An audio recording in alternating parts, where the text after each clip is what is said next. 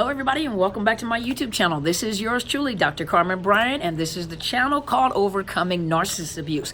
Hopefully you guys are learning something from all the videos that I am posting. Thank you guys so much to all the new subscribers. Thank you guys so much for joining me and finding something valuable that applies to your life. I know all the videos may not apply to you, but hopefully you'll find something in the repertoire of videos that may apply to something that you're going through. Thank you guys so much for the feedback. Thank you so much for interacting with me. I really appreciate you guys. Thank you for joining me and being here with me. Today I wanted to talk about let's think of a title. I haven't even put a title here yet, so I'm gonna say the title, but by the time you see the title, you know that I was thinking of the title while I was doing the video. So let's see. Let's talk about the power and the frequency of words that the narcissist uses. And the reason why I wanted to bring this up, because last night we traveled with my mentor, and she had a speaking engagement. And so as you guys know, Apostle Helen Sadler, and those of you that don't know, please go to her YouTube channel. It's Helen Sadler, Destiny Helper. She's a pastor. She's the presiding prelay over Into His Chambers Global Ministries, and she also is over several ministries, several churches, and church leaders. And so this is my mentor, my leader. And last night when she was ministering, it really blew my mind, because she was talking about the frequency of words, and she was talking about the frequency of God's word. But when she, it's like the eagle gets the food and regurgitates back to the little chicklets, the little baby eagles. And so, always know that when you have teachers and coaches, I'm not your mom, but she's my spiritual mom. So it's like she feeds, she studies, and then she regurgitates and gives us this information. And she downloaded this information. It was so powerful, I had to take notes because I wanted to come back. And then as a teacher, a teacher should always be learning. A teacher should always be in a position of learning. If you get beyond your teacher, then that teacher is no longer your teacher. Then you need to move on to someone that is, that's able to bring you information. Because once you start listening to someone and they're boring and you're not getting anything out of them anymore, it's time, you've graduated. It's time for you to move on. It doesn't make you better than them. It just means that you graduated and you moved on. So some of you guys, it'll get to a point where you may graduate from here and you move on to someone that can stimulate your mind and make you think. And so I got this information, and I wrote it down because I was like, man, I'm gonna come back and I wanted to teach you guys this. And so let's go, and I'm going to break it down in pieces, okay? And so you have to remember that when you were with the narcissist, that narcissist groomed you. They groomed you, and they taught you how to respond, and they use words. And so remember, many of you guys were asking, does the narcissist know what they're doing? So the lower grade narcissists are completely emotional and reactive, and they don't understand totally what they're doing. They just like the response, not the response, but they like the reaction that they get from what they're doing. And so they do things and they're getting reactions. They like the way it feels. As they move up into the more mid-grade narcissist, the mid-grade narcissist begins to understand that when I push this happens. And so they're experimenting now. Now they're paying more attention that when I do certain things and when I say certain things, they react this certain way. And they're learning, like, okay, it doesn't work for her, or it doesn't work for him, but let me try this, so they're now realizing that certain things that they're doing is causing certain reactions, and they like it. A greater narcissist is very, very calculated. They know exactly what they're doing. And the words, so they know what they're doing, they just don't know that how effective it is in what they're doing. They're perfecting, it's like they're perfecting their art.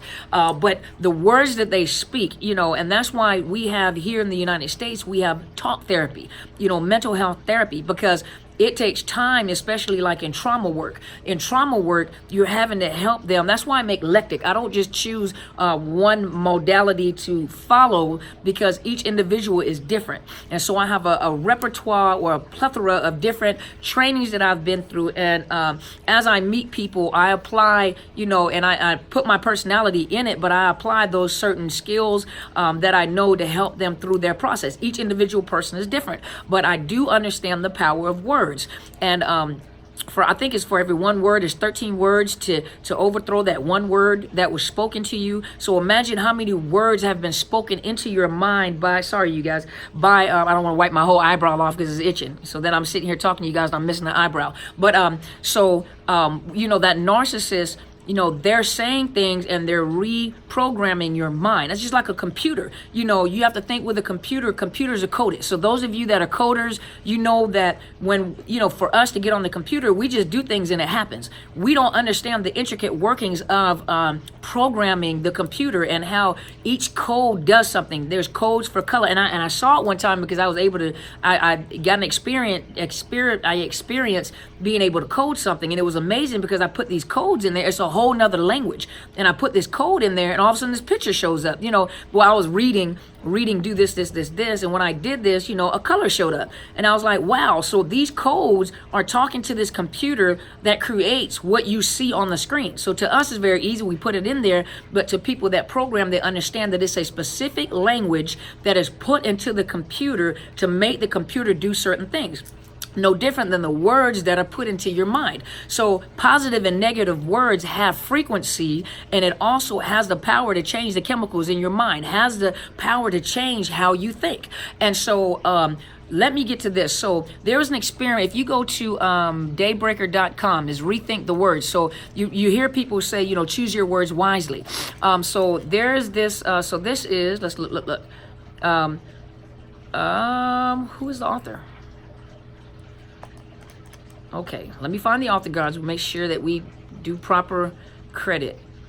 Well, it says Unlock Secret invites our monthly roundup global mischief. Okay, hold on. So, well, the website is daybreaker.com, rethink the words.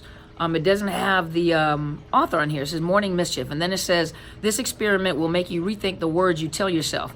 Dr. Emoto's ice crystals are a nerdy wet dream. Okay, not that one. There's another. So, you know, some of you have heard of the experiment of speaking words into water and then freezing it and looking under the microscope to see how the crystals formed. On one of them, the crystals, you know, with the positive words, the words of love and affirmation, the crystals were very bright and beautiful. And then the other crystals that formed in the water that people spoke very negative words of hate and kill. The way that they showed up under the microscope was very ugly. It was not beautiful. It was ugly and kind of dark. But let's see.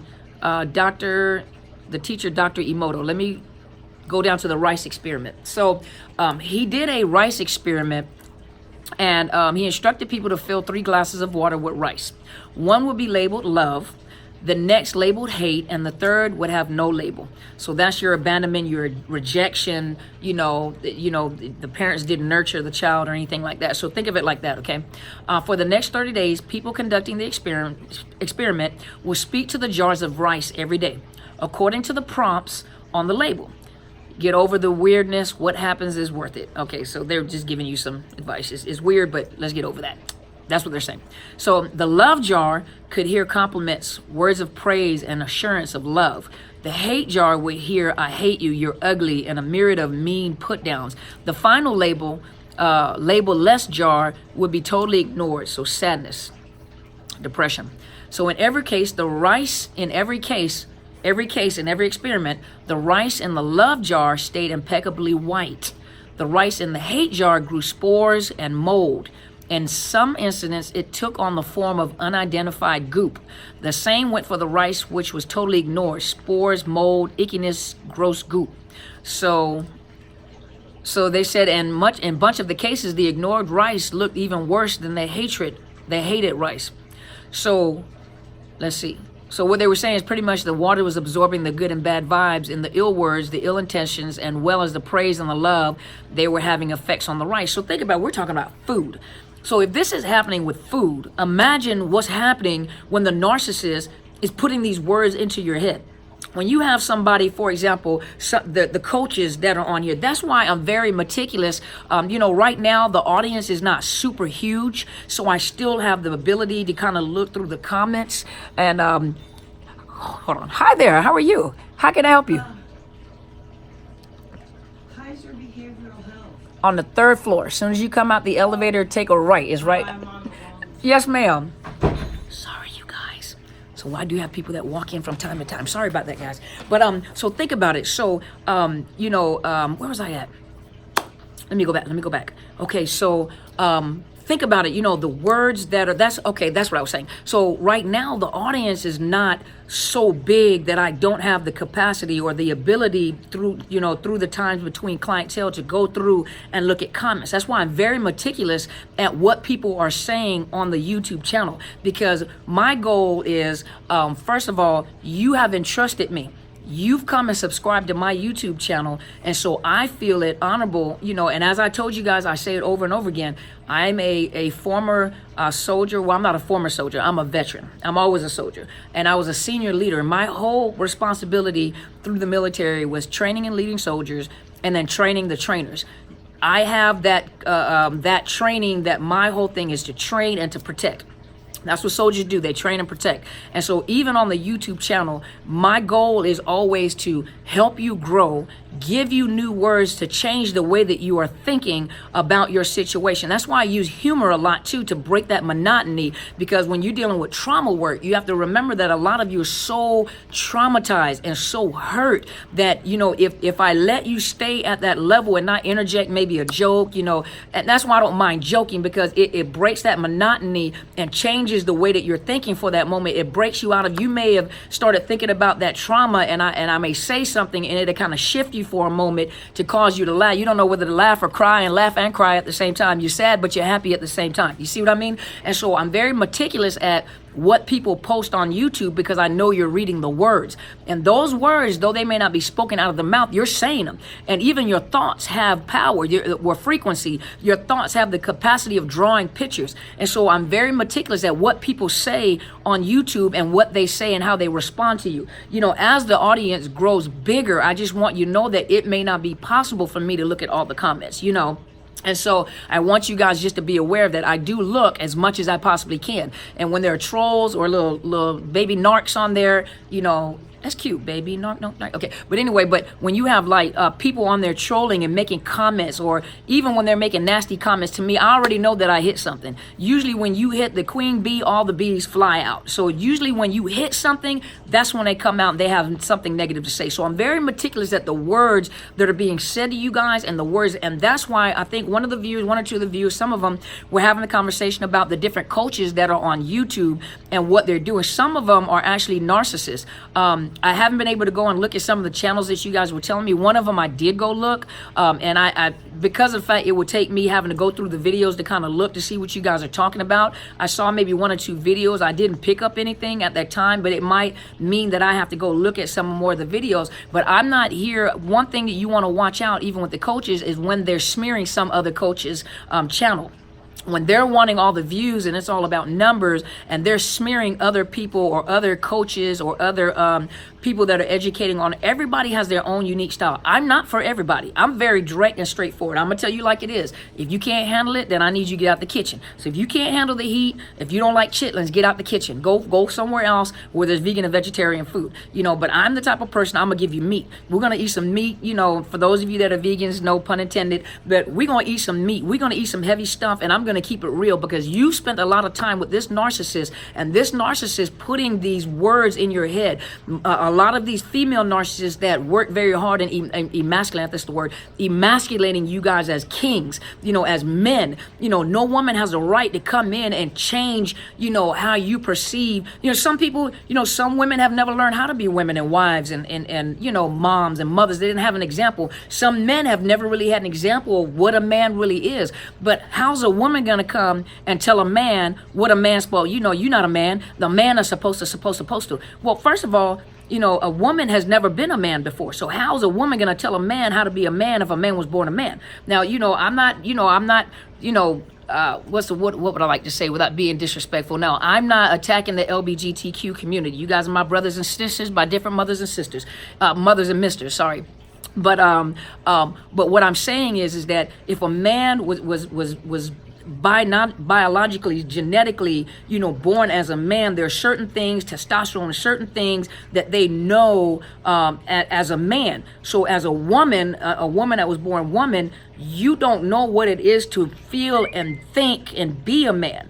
And when I say that, like I said, I'm kind of more toward like the heterosexual type relationships at this particular time, because same-sex relationships, I really don't know how to address that, because many of you are females and females, or males and males, and so I don't know how to address that because it's the same sex. So, I don't know, hierarchy. I don't know how that works. Now, I'm just referring like into the heterosexual community, for example, is how is a woman going to tell a man how to be a man? You've never been a man. So that's just like a man trying to tell a woman, you ain't no woman. A woman is supposed to do this and that and this and this. Well, each person is unique.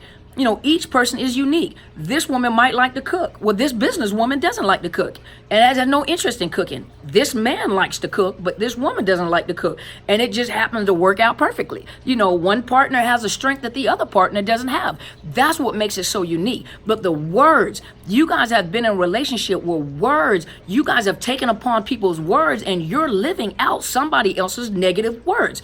And think about it. If you have jars of rice that had negative words spoken to it, and it creates spores and mold and goop. If that happens to rice, imagine what's happening to your head. Imagine all the words, and some of you, even your words are messing you up. Because some of you get right on here and say, I am so jacked up. I am so depressed. Well, your mind is like a computer system. Remember the coding? When you start coding, you begin to act out what you put into your head. If you stare at something long enough, I'm not saying you stare at a chicken and you turn into a chicken. That's just not going to happen. I don't care. You can sit in the garage all day long. You're just not going to turn into a car. You know what I mean? But the words will also change your mood. Your word, the images in your head are pictures, are words not spoken yet. So you got pictures in your head, and the more you focus on those pictures, you'll turn them into words. And as you turn those into words, it has frequency. If someone says, I love you, you mean the world to me, versus, yeah, I love you. You can feel the difference in the frequency of those words. You see what I mean? You see how powerful that is? And so if those words can change rice into mush, mold, and spores, then imagine the words that they've spoken into you, what's happening to your brain. Now, let's go to the next thing. So this here is, hold on, let me look. Put it in order. So this one is Sharp Brains, Tracking Health and Wellness Application of Brain Science. And this is by Neuroplasticity, How Learning Changes Your Brain by Dr. Pascale Michelon. Okay, so I just wanted to give this part. You've heard of you heard of plain plastic, which is not meaning that the brain is not made of plastic. So you guys know it's not made of plastic, but neuroplasticity or brain plasticity refers to brain ability to change throughout life. And so if you read the studies, when a baby is born, the brain weighs a certain amount, but throughout life, the brain actually becomes heavy. Think about all the words and all the experiences and all the knowledge and, things that you learn. That brain is heavy with knowledge. Think about it. We'll just use it like that. It's heavy with knowledge. And so in addition to genetic factors, the environment in which a person lives, as well as the actions of each person, play a significant role in plasticity. And so neuroplasticity occurs in the brain at the beginning of life when the immature brain organizes itself. So it's trying to organize itself. In the case of brain injury, to compensate for lost function or maximum remaining functions. So remember, a lot of you guys, go back and look at my video about brain damage that occurs in domestic violence, or especially in the narcissist abuse. There is some brain damage.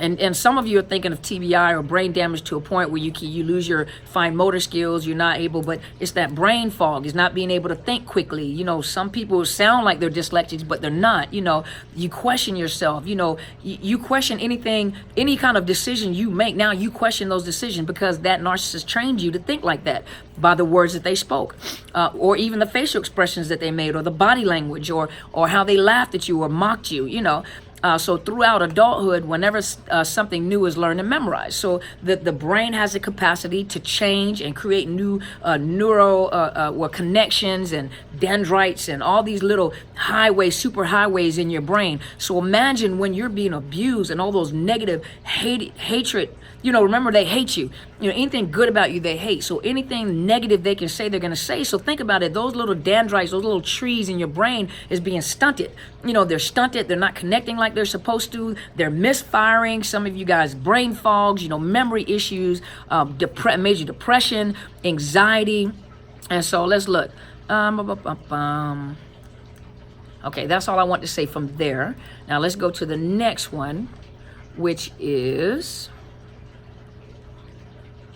so this one, and some of this my mentor talked about last night. We were talking about frequencies and hertz. Is it megahertz? Okay, but let me just, I absorb from her so that I can get something and bring it back to you. So here it says, and this is fractalpanda.com, Hack Your Mind, Understanding Brainwave Frequencies. And this is, who wrote this? By Matthew Warburton. And this is, okay, so your brain operates with a certain bandwidth of frequencies, which can be measured using scientific equipment such as the EEG scans. And so millions of neurons are busy firing away, and the signals they communicate to each other create a electrical activity, which is measured as brain wave pattern. By understanding your brain wave frequency, you can learn to hack your mind. And so let's look. So the day-to-day, the brain operates at frequencies of between 0.5 hertz and 90 hertz, which are broken down into categories ranging from deep sleep, delta state, all the way up to hyper alert gamma state. And some of you guys are operating in hyper alert gamma state all the time, can't even go to sleep, always nervous, always hyper vigilant. That's a part of post-traumatic stress. And so if your brain waves measure 18 hertz, then you probably are busy and alert, or you're worried and stressed. If your brain waves measure 5 hertz, then you're probably in a trance-like state. Otherwise, you're asleep. Imagine being in a trance-like state where your mind has been so overloaded by the trauma that you've gone through with this narcissist that you literally begin to shut down in order to function. You go into this trance state or this like dream-like state. That's why in post-traumatic stress, you also have the diagnosis called post-traumatic stress with dissociation, which is like a trance-like state where you literally zone out in order to, that's why a lot of times with the trauma, you also have like dissociative disorder where the mind just completely dissociates, splits in order to survive. Well, even in post-traumatic stress, there is what's called depersonalization and dissociation. And so if you're in a trance-like state, it's almost like you're trying to calm yourself down where you mentally almost like dissociate with the world in order to maintain calm or some type of peace. But what's happening is, the problem is that you can't even function. You're not even functioning. You're like in a robotic state and you're doing things out of habit. That's not good. So let's see. Okay, so that's what I wanted to bring out of that. So imagine the words and the trauma that you've been going through or have gone through with that narcissist, how it affected your brain waves. And so let's see. Let's go to the next one. So the next one I wanted to go to is shift frequency. Let's see, shiftfrequency.com, and this is Raven Fawn. And here she was talking about speak with love, how words literally reconstruct your brain. That's why I find it very imperative, because I am a trauma professional. I'm very cognizant of words that are being used by the survivor, because a lot of the words that are being used are not their own words. They're repeating what has been downloaded into them. Just like a computer, they've been programmed a certain way, and there are certain codes that were released in them by that narcissist. And now what's happening, like the computer, all of a sudden, the screen changes, you have colors on there. It's because of the coding. You know that there's coding in the background, and there's a program running in the background to do what it's doing. Well, when a person comes in that has been traumatized, I listen to what they're saying so I understand how they were programmed. So if I want to know what the abuser has said or what they have been doing, and this could be throughout life, your family of origin, narcissistic parents, trauma throughout life, and then that narcissistic partner that you're with, all I need to do is hear what you're saying and how you're saying what you're saying. Even reading your comments, what are you saying gives me an idea of what was inputted in you. So I know that the coding that was put into your brain by what you're saying to me. So what makes trauma work very hard and exhausting a lot of times is that we're having to go in, whether it's consciously or unconsciously, for some therapists. They understand the modality and how they've been taught to do things, but you want to find someone that really understands what they're doing. If you ask me, I'll tell you, I need to recode your brain, because your brain has been coded a certain way through all the trauma and the information that was given, and the reality behind it has become your reality. So you don't see anything different because you begin to feel it. You feel the depression. You feel like you're unworthy. People do, and so just let me get to the words, okay? And so I do work very hard on reprogramming people, and that is a lot of work. A real trauma professional understands how much work that is to deprogram or recode a mind that's been traumatized, and especially those that have been through narcissist abuse. That's why I don't mind making videos that are a little long, because the words that are coming through the screen is affecting the way that you're thinking. And that's what my mentor said last night. As the words are coming out, it's changing the chemical components of your brain. As the words are coming out, as I'm talking, it's changing the way that you're thinking. You're getting new information. It's what's happening to those dead little highways and those blockages in your brains that have been drawn up by those hateful words that have been spoken. Remember the rice goop? The more that I speak and the more that you're listening, that's why I tell you guys, listen, Linda, listen. The more that I talk, the more those little dendrites, those little trees become alive again, and they start firing again. They start connecting, because some of you said, I feel refreshed, I feel empowered. And so even by saying that, that's just another, side note.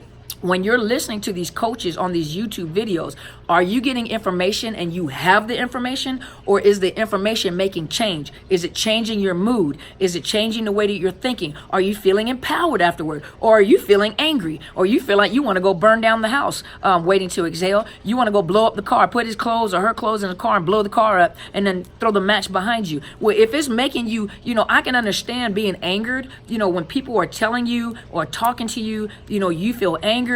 You feel, and what we would call like a righteous anger, a right type of anger of this wrong that has been done. But is it helping you though? Because sometimes to help you, it hurts to help, to be able to tell somebody the truth, and they may not like what they hear, but it is the truth. You see what I mean? And some of you said, I'm going to tell the truth, but I'm going to do it in love. When I say in love of people, in love of helping, And so let's see here. So here, Raven Vaughn said, the words you choose to use can literally change your brain. See?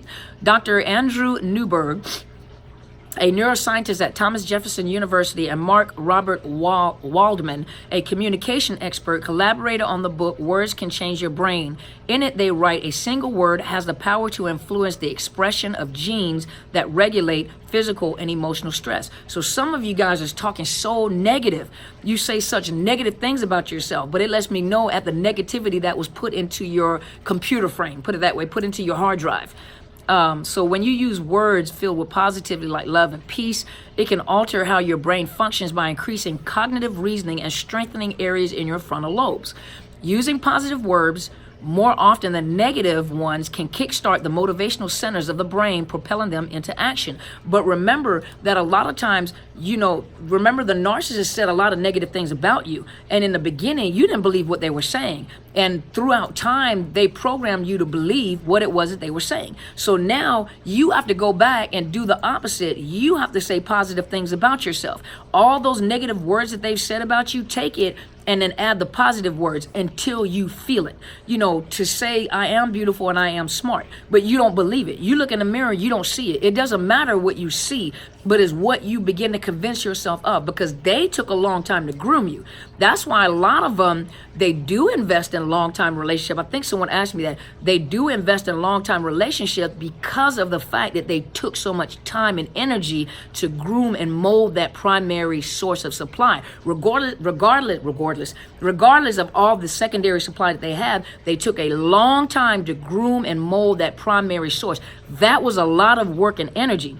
So they don't want to lose that primary unless they find another one that they have taken time to groom. But a lot of times they keep coming back, they keep hoovering you, because it takes time to train the new narcissist. The new primary source of supply, or the new source of supply. You may have been with them for 15, 20 some odd years. They've met this person and it's only 3, 4, 5, 6 months. You're more trained than the new one is trained. And so they'll keep hoovering you while they're working on the new supply. By the time either you discard, a lot of times they're so angry because they didn't have enough time to groom that new primary source the way that they wanted to. So now you get backlash as if it was your fault. And so let's see. So on the opposite end of the spectrum, where we use negative words, we're preventing certain neurochemicals from being produced, which contribute to stress management. Each and every one of us are initially hardwired to worry. It's our primal brain protects us from dangerous situations for survival.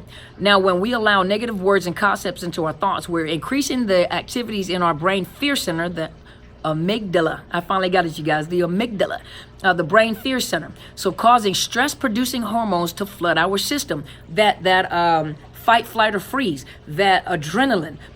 These hormones and neurotransmitters, interrupt the logic and reasoning process in the brain and inhibits normal functionality.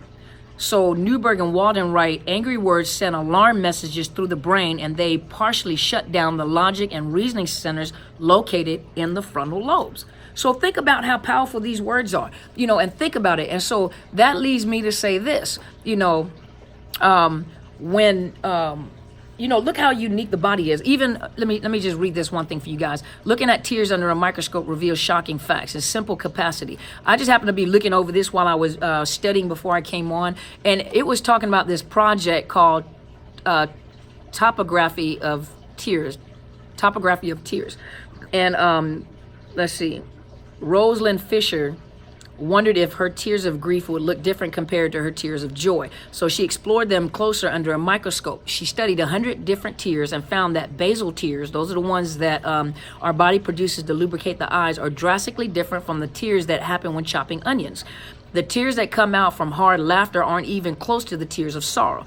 Like a drop of the ocean water, each tiny tears carry a microcosm of human experience. So if your body is so uniquely made and everything about your body is so unique and can be affected by a narcissist, think about how your thought and your brain has been affected by a narcissist. That's why you choose words wisely. So a lot of you that are so negative about yourself, I'm so hurt, I'm hurting so bad, you got to take that and you got to change it. I'm hurting so bad, but I'm going to get through this. Add something positive. Yes, you are hurting. This is the pain that you feel. Your heart is broken. Your family has bbeen damaged. You have lost a lot. But the one thing that I did when I was grabbing my boots and standing back up, like the Incredible Hulk stood back up, the one thing that I kept saying is, yep, you did a low blow. You hurt me and my heart is really hurting, but I'm going to take this pain and I'm going to educate as many people as I can because I get it. I understand. I have empathy to understand where people have been hurt and how they've hurt. I can relate to that pain, but I'm going to teach them because I'm going to do it myself. I'm not a hypocrite. So when I tell you guys things to do, it's not like I haven't done it or I have to do it on a consistent basis because I was a long-term primary source of supply. So the things that I teach you are the same things that I had to learn, the same things that I had to do. And so, but I can take that. Yes, my heart was broken. Yes, I was very angry. Yes, I wanted to get revenge, but I didn't do it. And I'm going to use this. I'm going to heal. And I'm going to use this to empower myself to make sure I teach as many people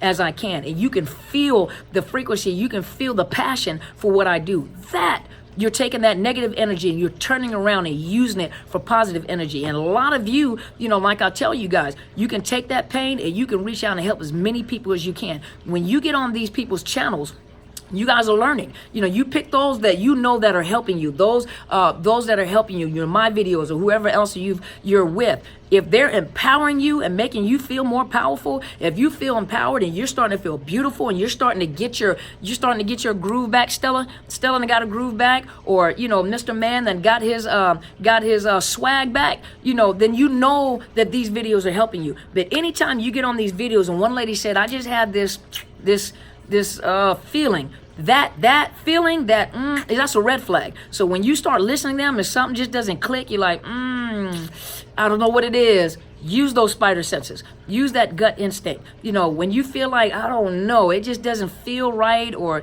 I don't know, leave it alone. Go with your instinct. That's how most of us got into the wrong situation. We didn't go with our instinct because we hadn't been trained to go with our instinct. Something ain't right, but I'm just going to look over it and I'm going to keep pushing forward. No, now you know something ain't right, so don't watch their videos. Be careful at who you go. All coaches are not, there are narcissist coaches.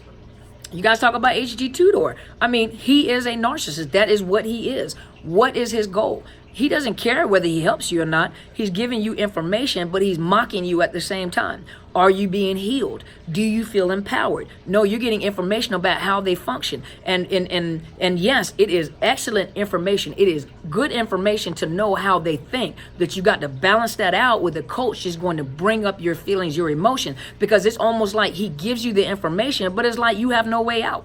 He gives you this information. A coach can give you the information to tell you just how powerful you really are.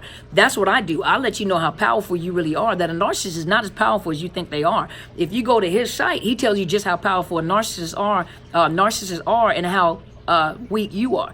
And though he may tell you to no contact and to do this, he doesn't empower you because he's a narcissist. You remember what a narcissist is. Go back and watch the videos and understand what a narcissist is. You don't have to connect with them. Why would you reach out and talk to him? You are trying to get away from narcissists, so you're going to connect with him. He's got charm. He's got that hypnotic voice. Some of you said it. And for some of you said that his voice just irks me. It just really it just irks me. And some of you I can't listen to him very long. Matter of fact, I don't even listen to him anymore. So there, for some of you guys that have asked that question, but he gives some excellent sources of information. He does give you good information, but you got to balance it out. Are you feeling empowered? Do you feel empowered? Do you feel angry? Do you feel, there's different being angry and then learning from that, but do you feel angry and you feel weak and defeated, like I'll never, this will never change. I don't feel empowered, but you're more powerful than a narcissist is. Believe you me, you are. And so hopefully this has helped you. I know it's kind of a long video, but hopefully this has helped you guys. Hopefully you guys are having a wonderful day. Thank you so much for subscribing to my channel. If you have not already, please subscribe to my channel. My name is Dr. Carmen Bryant, Overcoming Narcissist Abuse. Hit the bell so you know whenever I upload new videos. I come on live on Sundays between 8 and 9 Pacific Standard Time. I do pre-recordings Tuesday through Friday.